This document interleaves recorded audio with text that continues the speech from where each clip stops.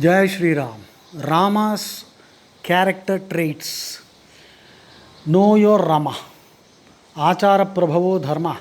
Vyasa said conduct is the source of virtue. Conduct is the root of virtue. You can determine the virtuosity of a person based on his conduct. Conduct is the best test. That is the litmus test. Okay, Achara Prabhavo Dharma. So, why are we talking about this conduct being the root of virtue? So that we imbibe these qualities, and eventually, once we begin to develop these traits, they will get internalized. So, Rama, some qualities of Rama. One is Smita Purvabhibhashi. Smita Purvabhibhashi. That means he puts on a pleasant smile before he starts speaking. There's always a pleasant smile, a friendly smile, not a smirk or a sneer or a snigger or a sarcastic grin. No, nothing like that. Most people are born frowning, so let's avoid that. The smile training is something we need.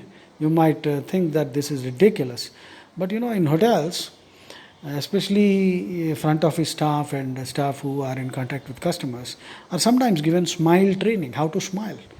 Well, there is a lot of research you can check up. So, Smita Purvabhibhashi, a pleasant smile.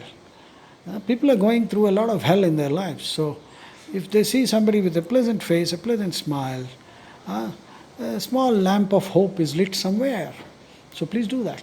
Purvabhashi takes initiative in speaking. Usually, we expect somebody lower down in the hierarchy, or younger than us, or lower in a status position, to greet us first. Like, for example, a lecturer, the student has to say, "Good morning, sir," and the lecturer will then say, "Good morning." The lecturer doesn't say good morning first, but Rama does just that. He greets everyone first. He does not wait. He does not regard this hierarchy, social hierarchy, as something, sacrosanct. So, Purvabhashi, greet people, unconditional positive regard. Respect everybody, irrespective of their status. So every human being deserves to be treated with dignity. Purvabhashi, be the first to greet people, take initiative in greeting and speaking. Mitabhashi, doesn't speak too much. Madhurabhashi, speak sweetly. Priyam Vada, that is, words are kind and pleasant and soothing. Mrudu Purvantu Bhashate, gentle, very gentle in speech. Uchamanopi Parusham Notaram Pratipadyate. Even if anyone speaks harshly to Rama, he would never reply in a harsh manner. Normally we tend to think, tit for tat and all that. Rama doesn't do that. So that's a very important quality we can all develop. Even if somebody speaks very rudely, harshly, you can just do namaste and say, "Come on." Or probably you can ignore. Nityam Prashantatma, he is always calm, tranquil of mind. Vruddhanam Paripujakaha, shows utmost regard for elders. Bahusrutanam Vruddhanam Brahmananam Upasita, shows respect and adores all these aged and learned Vedic scholars. Krite naikena upakarena tushyati. This is very important. He never forgets a favor done to him. Feels gratified even for one small favor done to him, and he is ever ready to repay that favor. Krite naikena upakarena tushyati. Normally we forget favors we receive and remember favors we give to others. So Rama is teaching us that we need to remember that gratitude is probably the greatest of all virtues. That's why Lakshmana in another situation had said, Kritagne nasti nishkriti. When Sugriva forgot his promise, Sugriva promised Rama that once Vali is eliminated, Sugriva will help Rama locate Sita's whereabouts. But Sugriva forgot. And then Rama was waiting and nothing happened. So Rama sent Lakshmana to check what this fellow is doing. And Sugriva was drunk and, having a nice time. So Lakshmana was in a rage. And he said, Kritagne nasti nishkriti. That means there is no expiation for ingratitude. Remember, all of us are under a mountain of gratitude. I mean, in the sense, we are indebted under a mountain of debt, actually.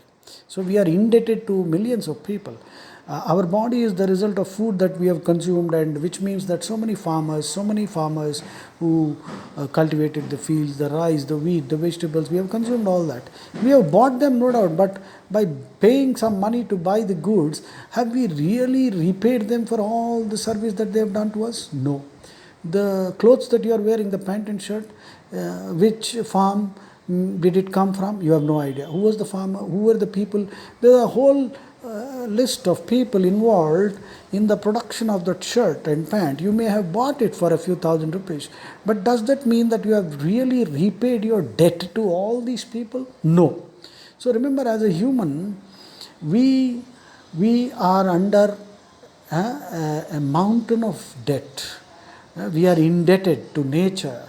That is why in Hinduism we have Panchamaha Yajnas. That means Rishi Yajna, Deva Yajna, Bhuta Yajna, Manushya Yajna, and Pitri Yajna.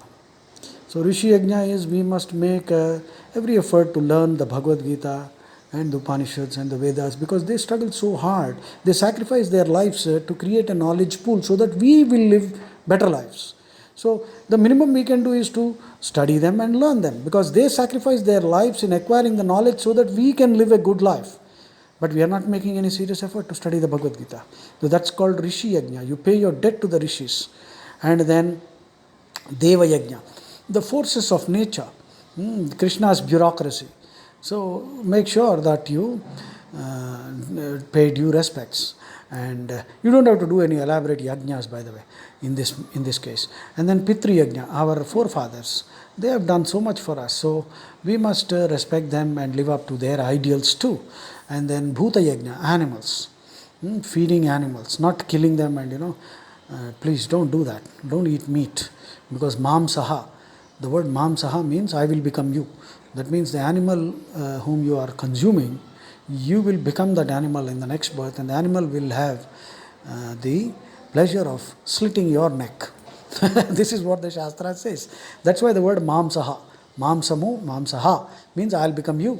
So the goat will become you, and you will become a goat, and the goat will slit your neck. So let's not eat meat.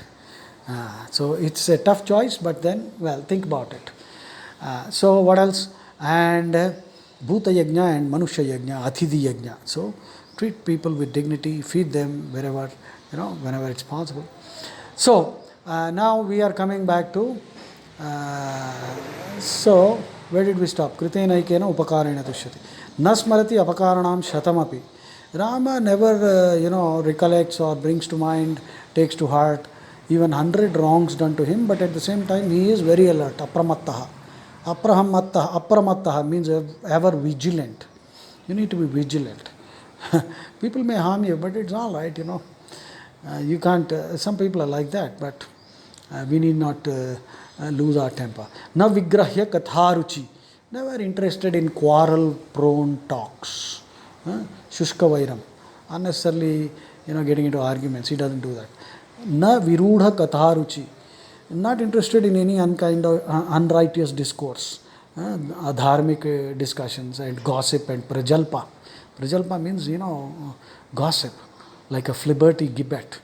A flibberty gibbet means an airhead, a person who is always indulging in gossip, chattering all the time. Rama doesn't do that.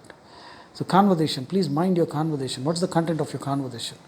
Na krudhya abhishaptopi, does not lose his temper even when he is slandered. Krodhaniyani varjayan, avoids provoking words, does not, unnecessarily, does not provoke anybody unnecessarily. Krudhan prasadayan sarvan, pacifies those who are angry. Pacify those who are angry. Nacha vismita svena viryena mahata, doesn't boast about himself. He is not narcissistic. Nacha anrita kataha, never utters lies. Prajascha anurajyate, loves people, genuinely loves people. Nacha vamanta bhutanam, this is important. Never insults anybody. Never speaks in a manner that, taunting and insulting, doesn't do that. Rama doesn't do that. So, nacha vamanta bhutanam, never humiliate, insult anybody. Kalyana abhijanaha, associates with the virtuous, associates with good people. Anasuyaka, he is never covetous, never jealous. Na asadgrahi, does not give any allowance to the evil-minded people to get into his company. Na durvacha, never utters a foul word, doesn't use abusive words. Na druptaha, free from arrogance or pride.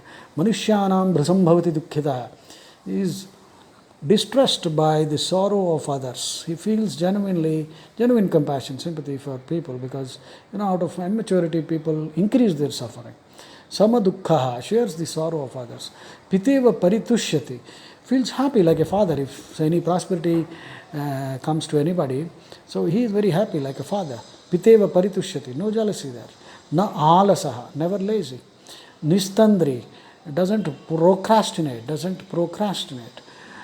not postpone. Apramattaha, ever vigilant. Charanav va vande, bows with reverence and touches the feet of parents and gurus. Always takes blessing. You should not touch the feet, by the way, just near the feet. So you don't have to touch the feet literally. There is a lot of esoteric science behind that. So the energy, the psychic energy can be received from the feet, the toes and the fingers. So you don't touch them, because if you touch them, it is believed that a person of greater spiritual merit is like a magnet, and he will draw away your energy. You are here to receive energy, not being deprived of our own spiritual energy. Whether you accept this treatment, whether you accept this logic or not, when you bow to somebody, you don't have to touch the feet. You just have to place your fingers near the feet. That's all. Pranjali abhipretya, always approaches elders with politeness and with folded hands. Pranataha antike, and his posture is always conveying respect, especially to elders. So there's a slight what you call courtesy, C-U-R-T-S-Y, not C-O-U-R-T-E-S-Y, that's already there. Courtesy means slight bending of the body to convey your respect. Nibhrataha, very modest. Sada bhavyaha, ever auspicious. His presence is so auspicious. Na matsari, free from envy. Na shreyasi rataha, never interested in any activity which is not beneficial, which is harmful to anybody. He doesn't indulge in such activities. Sanukroshaha, compassionate. Deenanukampi, takes pity on the distressed.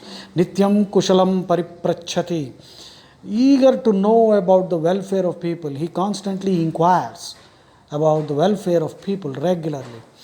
So he is concerned, solicitous, S-O-L-I-C-I-T-O-U-S. Solicitous means eager and attentive and concerned about the welfare. So this is about Rama briefly. Most of the important characteristics we have discussed. So make Rama your role model and your life will be a masterpiece. Remember, Ramo Vigrahavan Dharma Sadhu Satya Parakramaha. Lord Rama is the ultimate epitome of all virtues and righteousness. He is pious, auspicious, truthful, and of unfailing prowess. So, emulate Rama. Jai Shri Ram.